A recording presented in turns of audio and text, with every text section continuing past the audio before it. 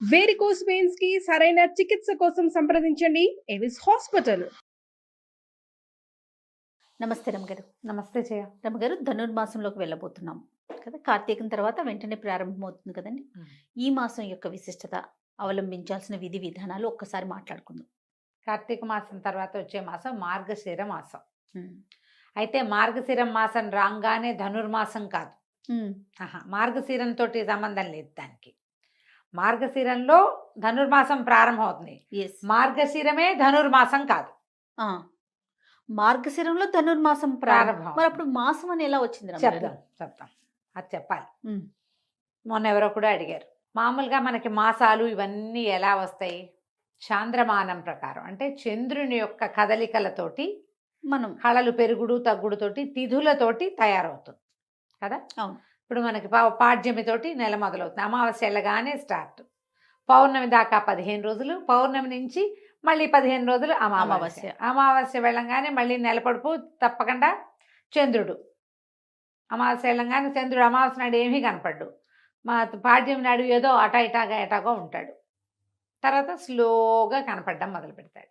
చంద్రుడి నడకతోటే మన మాసాలన్నీ తయారవుతాయి. ఆలోచించండి, అంతే కదా. అవును. అయితే ఇప్పుడు ఇందులో మళ్ళీ మనకి సంక్రమణం అనేది ఒక ప్రత్యేకమైన పాయింట్ ఉంది. ఈ సంక్రమణం మనకు ఎప్పుడు రెగ్యులర్ గా మాట్లాడుకుంటాం మనం. మకర సంక్రమణం. ఈ సంక్రాంతులు, మకర సంక్రమణం ఒకటే కాదు, ప్రతి నెల సంక్రాంతులు జరుగుతాయి. సూర్యుడు రాసులు మారతాడు, చంద్రుడు మారేవి తిథులు కదా. సూర్యుడు ఒక్కొక్క నెల రోజులు ఒక్కొక్క రాశిలో ఉంటాడు. 12 రాశుల్లోకి మారతాడు సూర్యుడు. ఈ మన కార్తీకం ప్రారంభంలో తులా సంక్రమణం, వృశ్చిక సంక్రమణం జరుగుతాయి. ఇదేంటంటే సంక్రమణాల్లో కూడా మనకి పెద్దవాళ్ళకి తర్పణాలు పిలిచే వాళ్ళు సంక్రమణ కాలంలో కూడా తప్పకుండా చేయాలి. సంక్రమణ అన్నప్పుడు కూడా ఉపవాసం ఉండాలి. మనం క్యాలెండర్ ఫాలో అవ్వడాలి, పంచాంగం ఫాలో అవ్వడాలి మానేసింది ప్రజ అంతా. అవునండి. ప్రత్యేకంగా కొన్ని మనమే టీవీలలో మనలాంటి వాళ్ళు యూట్యూబుల్లో పడి ఏవో చెప్తే కొన్నిటిని పట్టుకుని అవే పిచ్చికింద అయిపోతుంది తప్పిస్తే అసలు ముఖ్యమైన వ్యవహారాన్ని మనం చూడటల్లా. సూర్యుడు సంక్రమణం చెందినప్పుడు సంక్రమణపు రోజు మనకి క్యాలెండర్లో కనపడుతుంది క్లియర్గా, ఫలానా రోజు సంక్రమణము అని. ఆనాడు పెద్దవాళ్ళకి ఇవ్వాలి తర్పణాలు, అక్కడి నుంచి బ్రాహ్మడికి దానం ఇవ్వాలని ఒక నియమం ఉంటుంది. సంక్రమణంలో నదీ స్నానం విశేషం, సంక్రమణంలో గోపూజ విశేషం, సంక్రమణంలో గోదానం విశేషం. దాన ప్రక్రియ చాలా విశేషమైంది. కానీ అవన్నీ గుర్తుపెట్టుకోం. కానీ మనకి ప్రత్యేకంగా మకర సంక్రమణం ఒకటి మనకు ఖచ్చితంగా తెలుసు. ఏం చేతంటే సంక్రమణం, మకర సంక్రమణం తర్వాత కాలం మారి ఉత్తరాయణ పుణ్యకాలం ప్రారంభమవుతుంది. ఓకే. దక్షిణాయనం వెళ్ళిపోతుంది. ఇప్పుడు మన కాలాన్ని 2 నడకలుగా విభజించారు, ఉత్తరాయణము దక్షిణాయనము. అంటే సూర్యుడు తూర్పు నుంచి ఉదయిస్తాడు కదా. ఈ ఉదయించే కాలంలో దక్షిణాయనం అప్పుడేమో దక్షిణం వైపుగా వాలుగా ఉంటాడు. ఉత్తరాయణం వచ్చేసరికల్లా సూర్యుడి వాలు ఉత్తరం వైపుకి వస్తుంది. ఇవి దేవతల యొక్క రాత్రి పగలుగా చెప్పబడతాయి. ఓకే. దేవతల యొక్క నిద్రాకాలం దక్షిణాయనం, తెరిపి కాలం, వాళ్ళు తెలివిగా ఉండే కాలం ఉత్తరాయణం. ఓకే. ఇప్పుడు ఈ ఉత్తరాయణం ఇవి ఎప్పుడు మారతాయని చెప్పుకున్నాం మనం, మకర సంక్రమణానికి మారతాయి. ఈ మకర సంక్రమణానికి ముందున్న సంక్రమణము ధనుస్ సంక్రమణం. సూర్యుడు ధనుర్రాశిలోకి మారతాడు. ఇది ఎప్పుడు వచ్చినట్టు, దక్షిణాయనం తాలూకు చివర, ఉత్తరాయణం తాలూకు మొదటి భాగానికి ముందు. అందుకని దీన్ని ఎలా పరిగణించాలి, ఒక దేవతల యొక్క రోజు యొక్క తెల్లవారుజాము. ఒక్క రోజు యొక్క తెల్లవారుజాము. తెల్లవారుజాము అంటే ఎప్పుడు, సూర్యోదయాత్ పూర్వకాలము చాలా ప్రభావవంతమైన కాలం. మనం బ్రాహ్మీ ముహూర్తం అని చెప్పుకుంటాం. తెల్లవారుజామున లేచి 10 నిమిషాలు చదువుకుంటే బుద్ధి వికసిస్తుంది. తెల్లవారుజామున స్నానం చేయటం, తెల్లవారే లేవటం, ఇది ఆ తెల్లవారిగా పరిగణించాలి మనం ధనుర్మాసాన్ని. ఇప్పుడు సూర్యుడు ధనుర్రాశిలోకి మారతాడు. ఓకే. ఇప్పుడు మార్గశిరం మొదలవగానే అవదు. మార్గశిరం ఎట్లా మొదలైంది, చంద్రుడు అమావాస్యతో వెళ్ళిపోయి పాడ్యమితోటి మొదలు పెట్టడంతో మార్గశిర మాసం మొదలైంది. నెంబర్ 1. మార్గశిరం వచ్చాక 7 రోజులకో 8 రోజులకో 9 రోజులకో మనకి సంక్రమణం జరగచ్చు.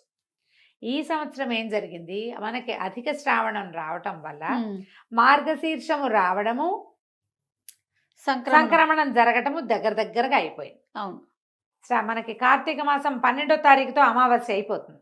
13 మనం పోలిపాడ్యమి చేసుకుంటాం తెల్లవారుజాము.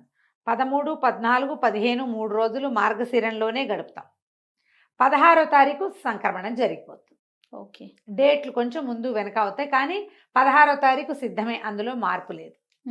ఈ 16వ తారీఖు నుంచి సూర్యుడు ధనుస్సు ధను రాశిలోకి మారటంతో సూర్యుడు మారగానే మీరు ఒక్క రోజులో డిఫరెన్స్ కనపడుతుంది చూడండి. ముందు రోజుకి ఈ రోజుకి మంచు పెరిగిపోతుంది.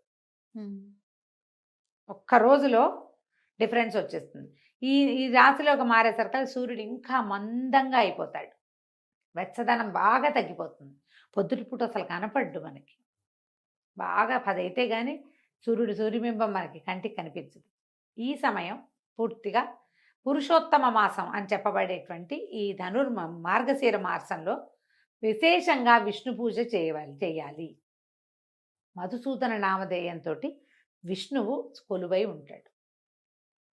దీనికి మనకి భగవద్గీతలో చెప్తాడు, మాసానాం మార్గశీర్షోహం అని చెప్పాడట కృష్ణ పరమాత్మ. మాసములలో మార్గశీర్షము అత్యంత పవిత్రమైన మాసం అని చెప్పాడు. దీనికి ముందున్న కార్తీక మాసంలో శివ పూజలు చేస్తూ కార్తీక దామోదర ప్రీత్యర్థం అని చెప్పుకుని పూజ చేసుకున్నాం మనం. అవును. ఇప్పుడు కేవలము మధుసూదన ప్రీత్యర్థమే, మధుసూదన పూజే చేస్తాం, విష్ణు పూజే చేసుకుంటాం. అద్భుతమైన మాసంగా చెప్తారు.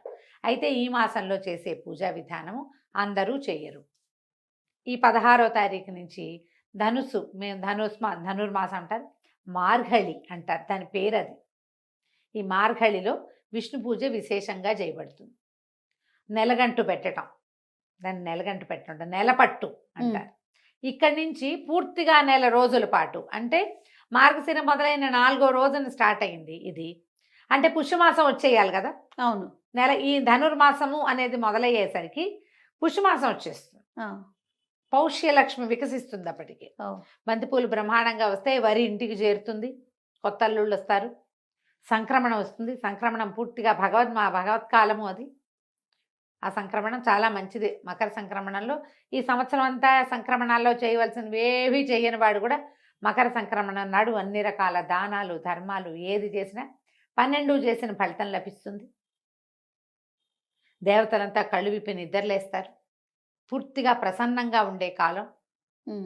అంచేత ఇక్కడి నుంచి స్టార్ట్ దాన ప్రక్రియ మొదలుపెట్టే కాలం. ఓకే. ఈ ధనుర్మాసంలో ఏం చేస్తారు, గొబ్బిళ్ళు పెట్టడం. ఒక్కొక్కళ్ళు ఒక్కొక్క రకమైన ఆరాధన చేస్తారు. వైష్ణవాలయాల్లో విపరీతంగా సేవాకాలాలు జరుగుతాయి. తెల్లవారుజామునే స్వామికి కైంకర్యం చేస్తారు, సేవాకాలం సమర్పిస్తారు. ఈ సేవాకాలాలు సమర్పించేది ఏంటంటే సంవత్సరం అంతా ఒక రకంగా ఉంటే ధనుర్మాసంలో తిరుప్పావై అని ఒక ప్రత్యేకమైన పూజా విధానాన్ని సమర్పిస్తారు. గోదాదేవి ఈ శ్రీవిల్లిపుత్తూరులో జన్మించింది. పెరియాళ్ళవారికి జన్మించినటువంటి విష్ణు చిత్తుల కుమార్తె అయిన గోద, ఆవిడ భగవంతుణ్ణి ఎలా ఆరాధించిందో ఆ ఆరాధనా క్రమాన్ని ఈ నెల రోజులు స్వామికి సమర్పిస్తారు. ప్రతి చోట శ్రీరంగనాథుడు విశేషంగా సేవించబడతాడు. వెంకటేశ్వర స్వామి దేవాలయంలో కూడా తిరుప్పావయ్యే చేస్తారు. ఈవెన్ తిరుమలలో కూడా ఈ నెల రోజుల పాటు స్వామివారికి సుప్రభాతం బదులు తిరుప్పావై వినిపిస్తారు విశేషంగా. ఈ నెల అంతా కూడా అన్ని విష్ణువాలయాల్లోనూ విశేషమైన సేవలు కైంకర్యాలు జరపబడతాయి. ఇవిడ ఈ నెల రోజుల పాటు 30 పాసురాలు చదివిందట. పాసురం అంటే ఒక ప్రత్యేకమైన పాట. ఇది ద్రవిడ భాషలో ఉంది. తిరుప్పావై అంటే మంగళకరమైన మేల్కొల్పు. ఆవిడ ఏం చేసిందంటే తన చెలికత్తెల్ని అందరినీ పిలిచి విష్ణువు సుప్రసన్నుడుగా ఉంటాడు. ఇప్పుడు ఇంతకుముందు నిద్రలేచాడు ఈయన. కార్తీక శుద్ధ ద్వాదశికి ఏకాదశి నాడు నిద్రలేచాడు కదా.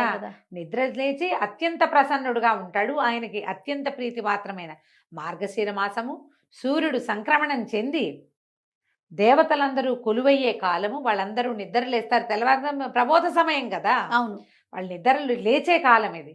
ఈ సమయంలో గనక మనం భగవత్ సేవం చేస్తే భగవంతుడు మనని అనుగ్రహిస్తాడని చెప్పి తన చెలికత్తెల్ని అందరినీ పిలుస్తూ కృష్ణుడి గురించిన గాథలు ఆవిడ చెప్తూ రోజుకొక పాట చొప్పున ఆమె పాడింది. ఆ పాడిన 30 పాటలని ఇప్పుడు చెప్పుకుంటాం. ఇది అందరూ చేసేది చేయగలిగేది కాదు. ఎందుకంటే ఇది తిరుప్పావై ద్రవిడ భాషలో ఉంది. మనం చేయగలిగేది ఏమిటి, వాకిళ్ళు తెల్లవారుచామనే లేవటం, ఉమ్, వాకిళ్లలో శుభ్రంగా వాకిళ్ళు శుభ్రం చేసుకుని చక్కటి ముగ్గులు తెచ్చుకోవటం, వాకిళ్లలో గొబ్బిళ్ళు పెట్టడం. 3-4 ఏళ్ళ నాడు నేను కోయంబత్తూరు వెళ్ళాను. ప్రతి వాకిలి తెల్లవారేసరికి ముగ్గులే చేయ, అవునండి. మనుషులు తక్కువ ఉన్నారు, ముగ్గులు మాత్రం బ్రహ్మాండంగా ఉన్నాయి. తెల్లవారి 6 o'clockకి బయలుదేరితే వీధులన్నీ ముగ్గులే, 6ంటికే. మంచు, చలి అయినా సరే నర్సీపట్నం దగ్గర బాగా ఎక్కువ చలి ప్రదేశం ఒకటి ఉంది. ఏంటబ్బా దాని పేరు? నర్సీపట్నం దగ్గర చింతపల్లి వాటి దగ్గర హైయెస్ట్ అదే లోయెస్ట్ టెంపరేచర్ 1 వస్తుంది అక్కడ. ఆ ఊరి పేరు చటుకుని గుర్తు రావట్లేదే నాకు. చాలా ఇంట్రెస్టింగ్గా ఆ చలి ఏమిటో చూద్దామని వెళ్ళాం మేము. లంబసింగి వెళ్ళాం 1 సంవత్సరం డిసెంబర్లో. చలి అదేమిటో చూడాలని. ఒక్కొక్కటి ఉంటుంది కదా. ఆ లంబసింగిలో కూడా తెల్లవారు 5ంటికి ముగ్గులు. ఓ, చలి చచ్చిపోతున్నాం. 1 ఉంది మేము వెళ్ళిన రోజు. 0 వస్తుంది చూద్దాం అనుకున్నాం. అంతకు ముందు రోజు వచ్చిందట, మేము వెళ్ళిన రోజు 1 ఉంది. అక్కడ కూడా ముగ్గులు ఉన్నాయి. మనం చేసే సేవ ఏంటంటే ఈ పుణ్యకాలంలో, ఈ ధనుర్మాస కాలంలో అందరూ వాకిట్లో ముగ్గేసుకుంటే విష్ణు సేవ చేసినట్టే. అది ఓకే, గొబ్బిళ్ళు పెట్టుకోవటం. గొబ్బిళ్ళు పెడతారు కదా కొన్ని అవును. ప్రాంతాల్లో. పల్లెటూళ్ళలో కుదురుతుంది, సిటీలలో కుదరదు. ఎవరికి కుదురుతుందో వాళ్ళు పెట్టండి, ముగ్గేసుకోండి. కనీసం పొద్దునే లేవాలి దానికోసం. ఖచ్చితంగా. పాకెట్లో ముగ్గులు వేసుకోవటం. అది కూడా ముగ్గులు వేస్తాం, పీట ముగ్గులు వేస్తాం. అదే గళ్ళ ముగ్గులు, గీతల ముగ్గులు పెద్దది వేయటం, గుమ్మడి పువ్వులతో అలంకారం చేయటం, గొబ్బిళ్ళు పెట్టటము, గొబ్బి తట్టటము. ప్రత్యేకంగా గొబ్బిళ్ళు పెట్టావా చిన్నప్పుడు? పెట్టాను గారు. ఓకే, మేము చాలా ఏళ్ళు పెట్టాం.